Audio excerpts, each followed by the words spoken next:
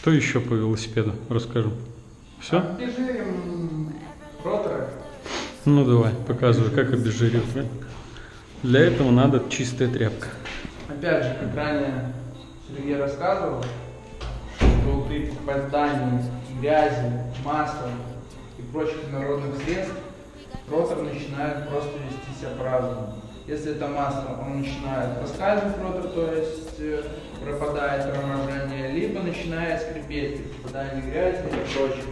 С этой проблемой сталкиваются очень много людей, которые приходят потом в магазин и начинают спрашивать. Думают, что колодки плохие и прочее. На самом деле, когда китайские колодки, да, такое возможно, что будет такая вот ерунда. Ну, просто что мы делаем? Мы брызгаем немного народу. Этого хватает. Много не надо. И начинаем его протирать. У нас есть обезжириватель дисков, который вы можете купить специальный для обезжиривания дисков в велосипедном магазине, либо в любом автомагазине. Обезжириватель дисков там тоже продается для машин. В принципе, свойства одно и то же. Это очень просто, вполне можно сделать на площадке, на улице, где угодно.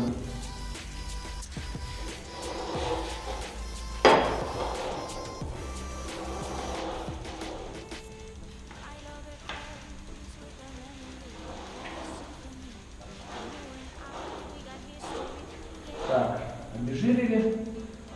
Проверим тормоза. Тут стоит гидравлика, достаточно новая.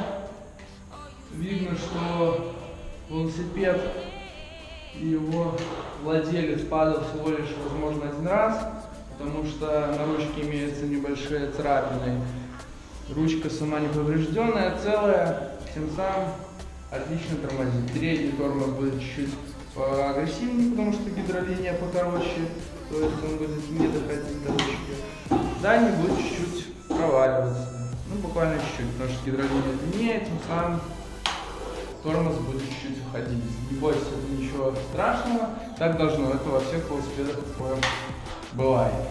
Но если, например, после зимы, после хранения у вас ручка доходит до грипсы, то надо будет прокачивать тормоза. И куда вы пойдете? Конечно же, велом. Тут вам и прокачает, и расскажет, и покажет. В принципе, велосипед обслужен. Мы его ставим на зимнее хранение, поэтому колеса мы не будем подкачивать и не будем спускать, чтобы резина не портилась, не морщилась, оставим так, как есть. Есть такой вариант, что резина подспустит, камеры спустят. Это нормально, не переживайте, после зимы накачаете. Накачиваем мы покрышки по-разному, потому что на каждой прописано на покрышке данное давление.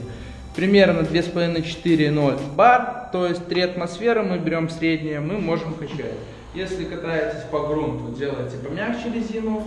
Если катаетесь больше преимущественно по асфальту и по бетонному покрытию, делайте чуть-чуть пожестче. Тем самым будет легче ехать.